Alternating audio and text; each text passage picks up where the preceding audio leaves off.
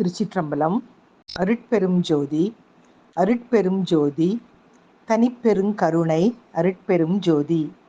மனப்பாங்குதான் ஒருவருக்கு நேர்மறை சக்தி என்பதை நம்மில் பெரும்பாலோர் உணர்வதில்லை.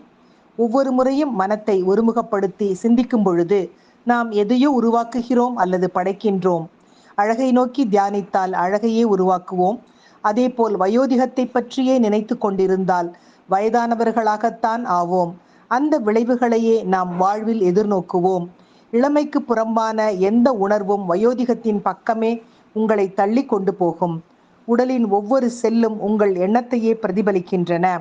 உள்ளத்தில் இளமையே பொங்கி வழிந்தால் உங்களை மூப்பு தாக்கவே தாக்காது.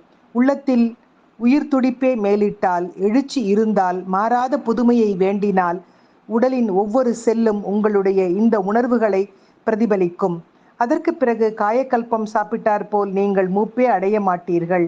என்றும் இளமை கொஞ்சம் என்பதனை இன்றைய சிந்தனையாக்கி என்றும் குமரனாகவே வாழ்ந்து நம்மை காத்து கொண்டிருக்கும் குமரக் கடவுளுக்கு உரிய முருகன் குமரன் குகனென்று மொழிந்துருகும் செயல் தந்துணர் வென்றருள்வாய்.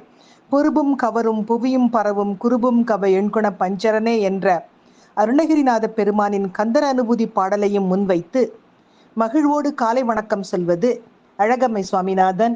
Happy morning.